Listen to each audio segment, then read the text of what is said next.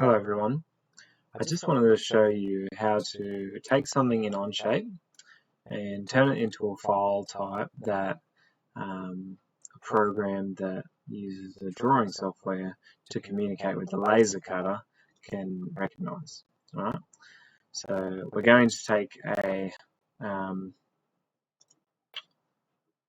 model, alright, like this one, and we're going to take a part like this one, and then we're going to use this face of the part to create what's called a DXF or DWG file, and then we can take that file and place it in a software like this called Adobe Illustrator, and from here we can send it to our laser cutter and get it to laser cut the exact shape that we've modeled, okay, with the exact dimensions and everything like that. So first thing we want to do is make our part, okay, the exact dimensions that you will need. You don't have to scale it down or anything like that.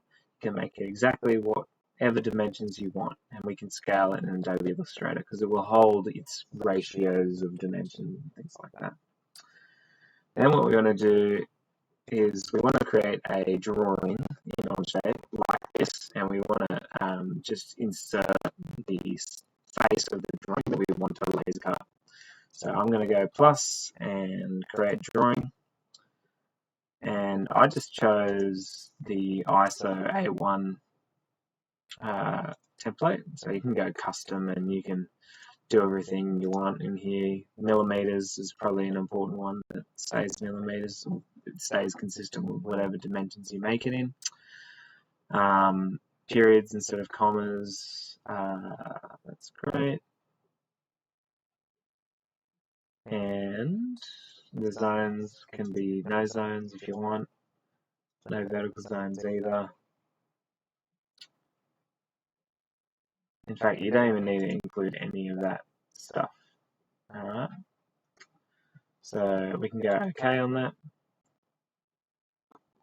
This will just make it easier in our Adobe Illustrator situation to take our drawing and then just have it as that drawing, because it'll put everything in there.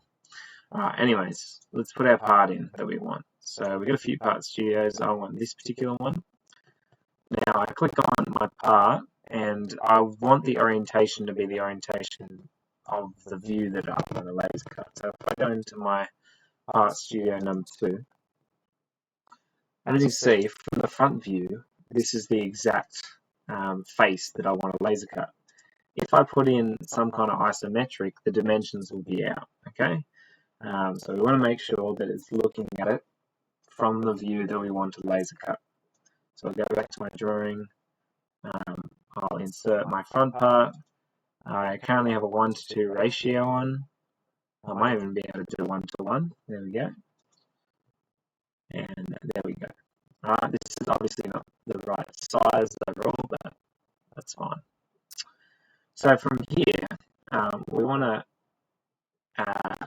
export this or print this into a file type that Adobe Illustrator will understand. So we come over to these 3 bars at the top, we go print. It's actually not a DXF or a DOG file, it's just a regular PDF. Okay, so Adobe Acrobat document is fine, and then you can call that whatever you want. I might call it drawing of cardboard on chair side, and then save, just so you can keep track, and you can do the other faces as well if you have multiple drawings that you want. And then I'm going to just drag and drop it into this Adobe Illustrator program, but then from there we're going to make a new document and make sure it's imported correctly and everything. So if I click on this button here and just move it out of the way of any existing drawings, usually you could probably just drag it at the top here. I'm just dragging it from my other screen. Maybe place it up the top. There we go. And that opens an entirely new document. So from here, you need to make sure you're using the direct selection tool, okay? This will make sure that you're not selecting all the grouped items. And if I do it, I click on anything in here, it'll select everything. So we want to make sure we're selecting this white arrow or this filled in arrow, and that's our direct selection tool. From here, Control C, and then you can create a new template, whatever size you are happy to use. So I'm just going to go hopefully A3, yep, and then change my dimensions to millimeters, and then change my color mode to RGB, that's really important, and then create. Alright, from here I probably should have done landscape too, but that's alright. So from here I can just Control V or paste, and then there I have my chair. So you can group this together, and I've just gone back to the normal selection tool and move it around. And then we're going to change the color. So if you click on stroke,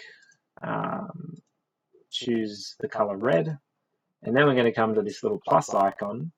I'm going to change that to 255, and then 0, 0 is the magic number.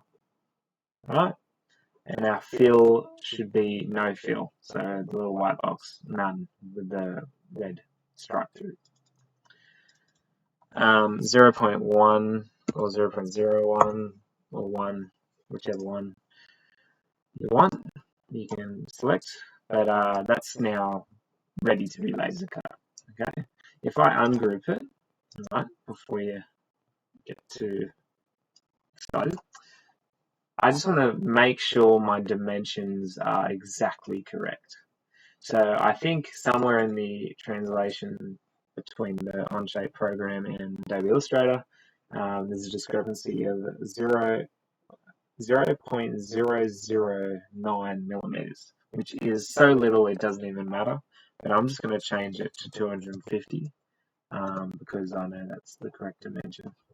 And that probably needs to be 162, but it's a 0.001 discrepancy. So, and then also if I come over to my Part Studio here, I'm basically going to cross-reference it by checking the sketch, right?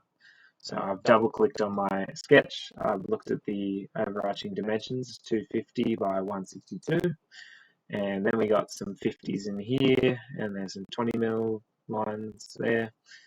Sorry, not lines, but dimensions. So let's just check that this down here is 50 mil, and it is exactly 50 millimeters. No decimal points or anything. Okay, so we've done really good on that. This is totally accurate to exactly what our Onshape model was drawn at. So that's how to translate a part that you've made or a model that you've made in Onshape into a two-dimensional laser cuttable file. Okay, and then just make sure you save it. So file, save as, and I'm going to go on my computer, save on your computer, and I can just call it drawing of cardboard chair side, and I'm just going to save it as an Adobe Illustrator file. I'll likely share it with my teacher if that's who you are. So I might just save it into this file here, this folder here. There we go. So that's now done. And you can repeat that process for the other shapes if you have them. Okay. I imagine you could probably do it all in bulk as well. So if I go to my drawing, I could now insert from Part Studio 1. Insert view.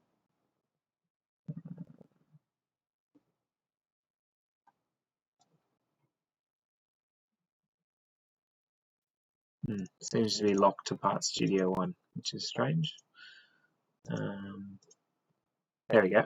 Just go Insert and then open the different Part Studios. Part 1, and the view I want in this situation will be the front view again, which is great. Means the modeling that was done was really good. And then my last one will be Part Studio 3, and looks like front view again, and all a 1-to-1 ratio.